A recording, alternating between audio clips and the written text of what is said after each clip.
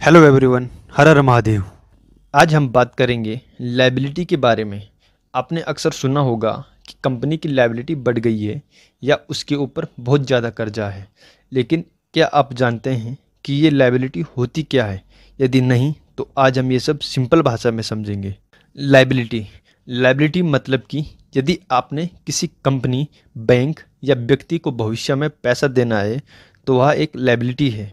Simple भाषा में कहें तो यदि आपने किसी से पैसा लिया है तो वह आपकी लायबिलिटी है, या जो जेब से पैसा निकालती है वह लायबिलिटी है। जैसे लोन, ईएमआई, किराया।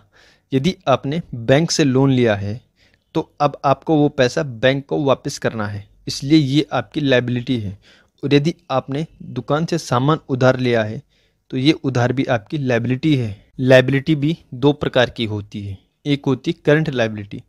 करंट जो लायबिलिटी होती है वह छोटे समय के लिए होती है, इसे 1 साल के अंदर चुकाना होता है।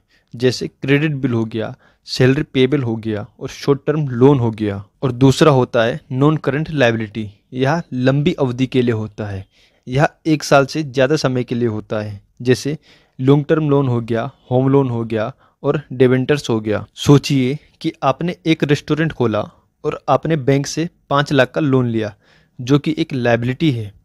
और आपने सप्लायर से 50,000 का सामान उधार लिया, जो करंट लायबिलिटी है। अभी ये 5.5 लाख आपकी लायबिलिटी है। आपको ये पैसा वापस करना ही होगा, चाहे आपका बिजनेस चले या ना चले। बैलेंस शीट में जो लायबिलिटी होती है वह दिखाता है कि किसी बिजनेस या व्यक्ति के ऊपर कितना पैसा वापस देना बाकी है। अगर लायबिलिटी ज़्यादा है और एसेट कम है तो बिजनेस के डूबने के चांस बढ़ जाते हैं। कंपनी की लायबिलिटी ओनर से अलग होती है। अगर कंपनी के नाम पर लोन है तो ओनर पर्सनली जिम्मेदार नहीं होता है, अगर कंपनी लिमिटेड है तो। लेकिन अगर कोई बिजनेस सोल प्रोप्राइटरशिप है और बिजनेस के पास पैसा नहीं है तो ओनर के पर्सनल एसेट भी बेचे जा सकते हैं। तो ये दोनों एक दूसरे के अपोजिट हैं।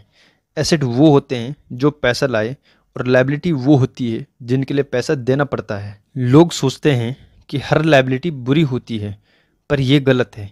अगर आप बिजनेस ग्रो करने के लिए लोन लेते हो तो वह एक अच्छी लायबिलिटी होगी। लेकिन यदि आप घूमने फिरने के लिए क्रेडिट कार्ड का यूज करते हो तो वह बेकार है। हर बिजनेस और हर व्यक्ति के लिए लायबिलिटी की सही समझ जरूरी है।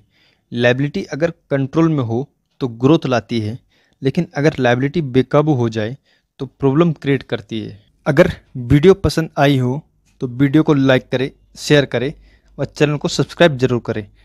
अगर आपका कोई भी सवाल हो तो कमेंट में ज़रूर पूछिए। मिलते हैं नेक्स्ट वीडियो में। जय हिंद, वंदे मातरम।